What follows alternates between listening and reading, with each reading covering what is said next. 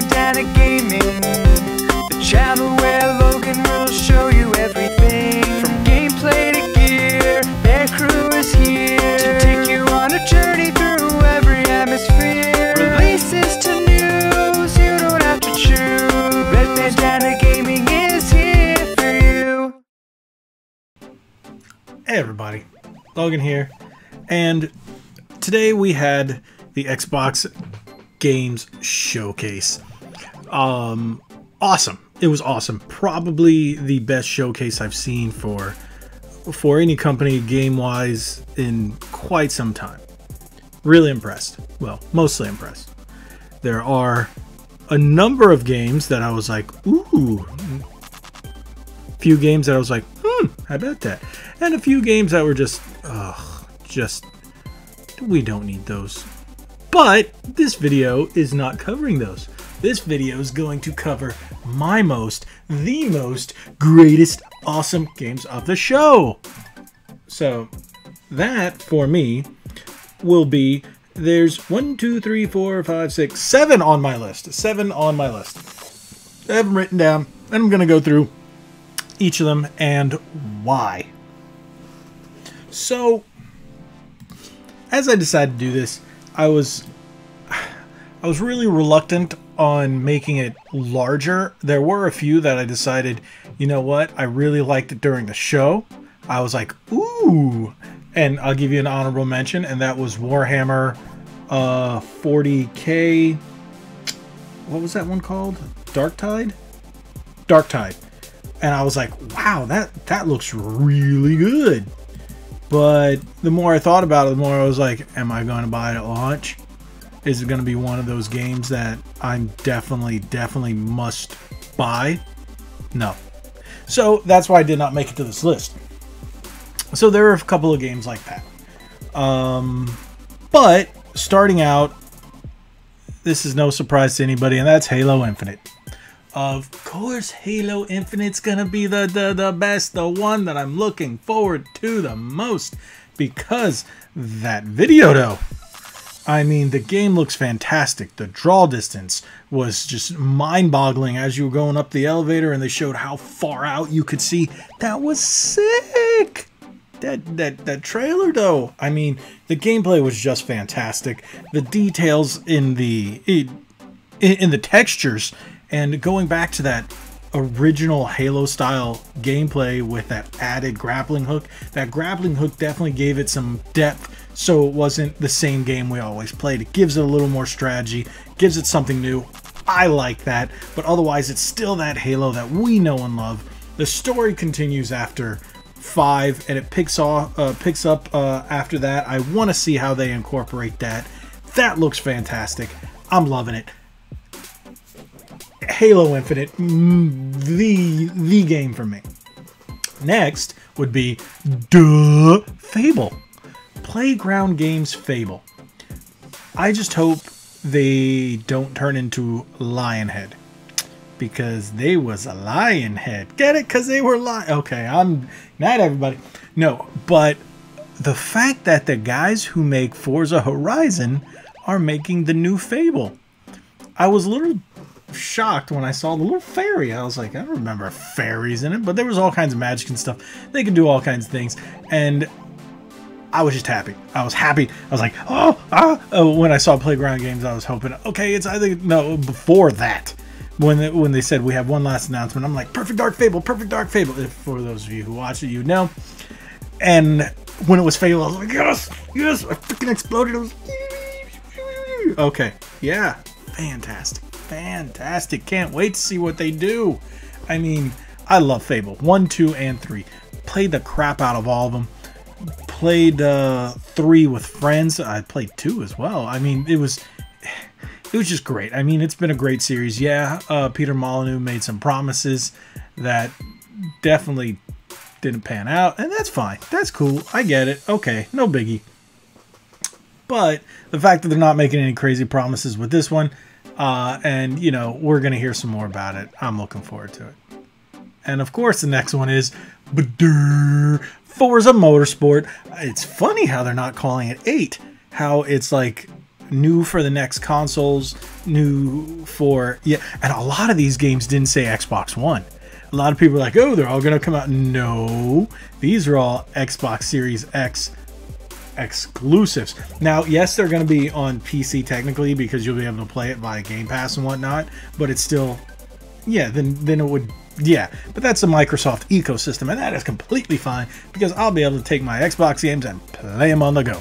Fantastic. Fantastic.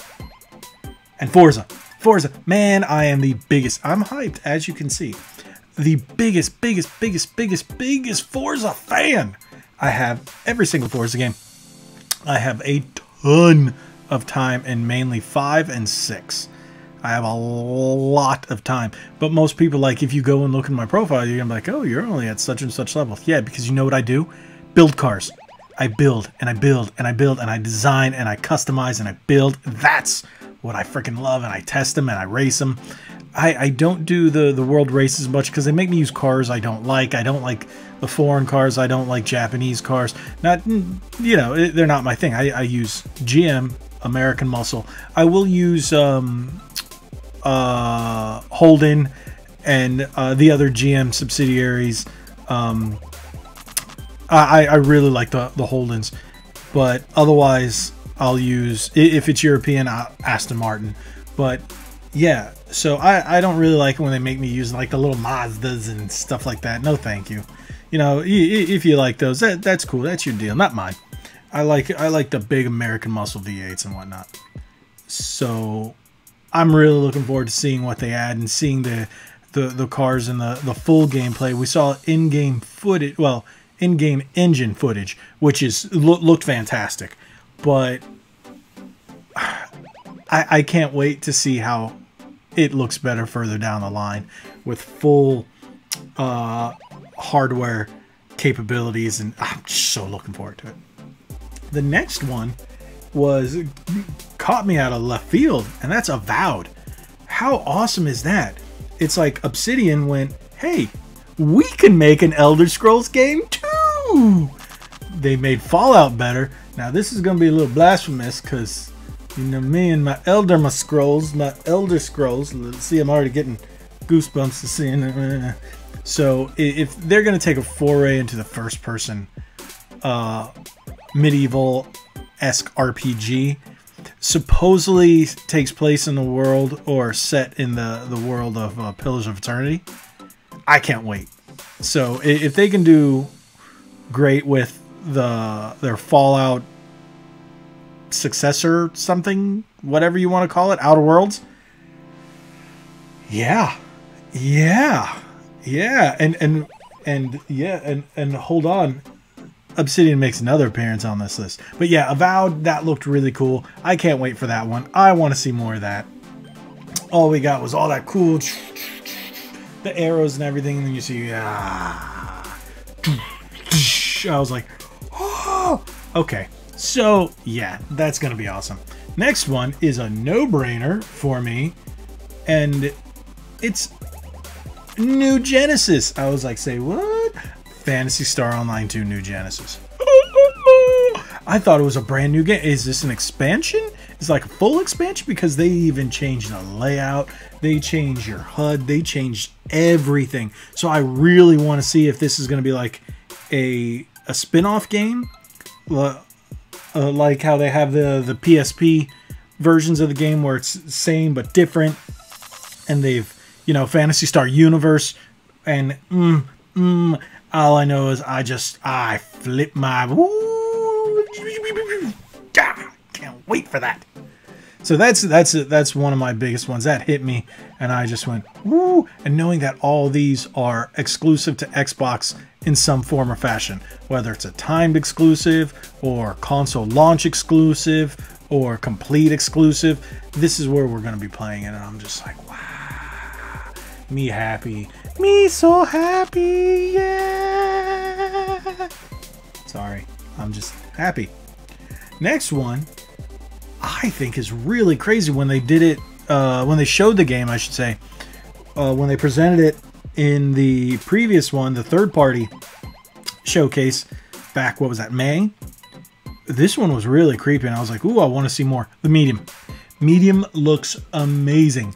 The fact that you have the two worlds coinciding at the same time, how is that going to play out? You got that weird darkness and then the weird light, which is not really light.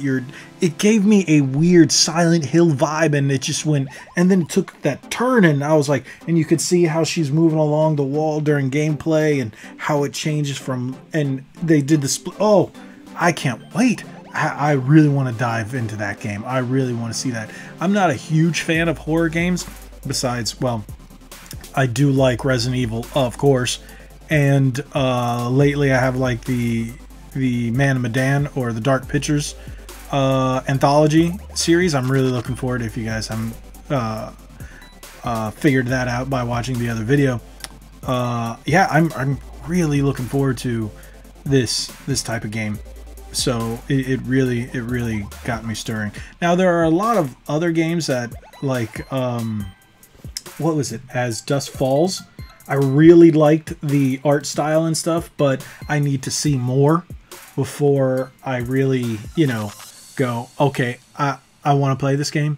So yeah, that it gave me that same kind of vibe with Medium, but I know it was more of a story driven. That's not on the list. That's just, it made me think of that, where Medium was the one that stood out, that just went boom because it showed something different, while a game like As Dusk Falls has a great art style.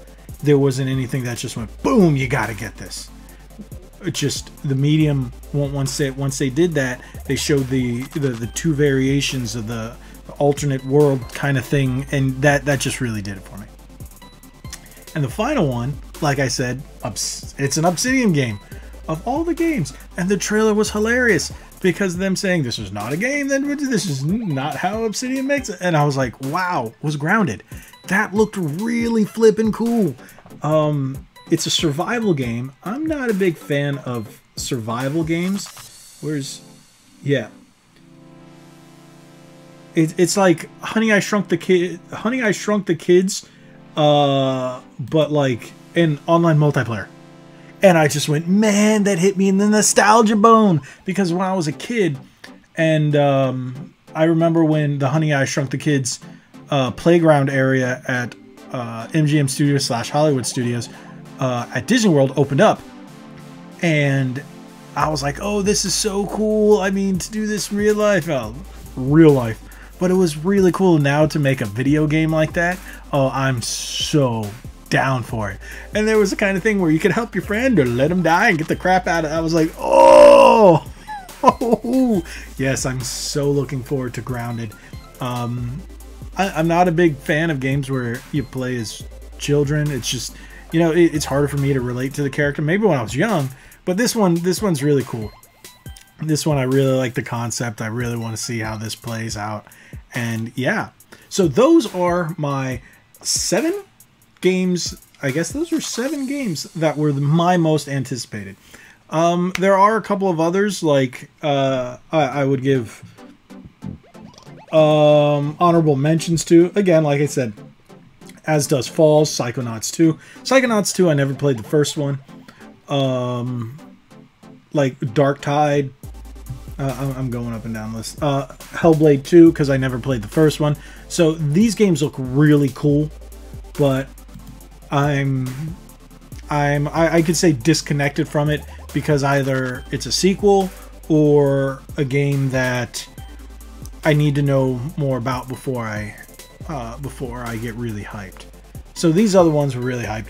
Now, I do have my worst games that I don't think either need to be mentioned or just look like doo-doo butter. And that's going to be that might be a second video, or I might just leave the negativity out and just stick with this one. We'll see. But thank you guys for watching. Let me know what your most anticipated games are. These are mine. 7 out of all of them are my top 7. I like them all, except for there were 5 games that I really didn't give too much about. And there that goes. That always happens. I gotta find a better way to secure that. Thank you guys so much for watching. If you haven't already, smash that subscribe button. Head on over to our socials. You know what to do. And make sure you head on over to redbandanagaming.com, where you're going to have more Red Bandana Gaming stuff. And pictures of me.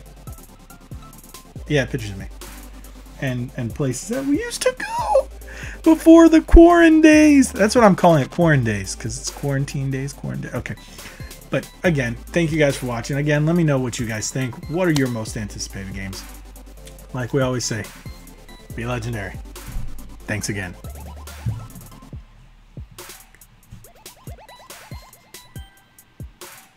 No, I'm not going to do anything. I'm just...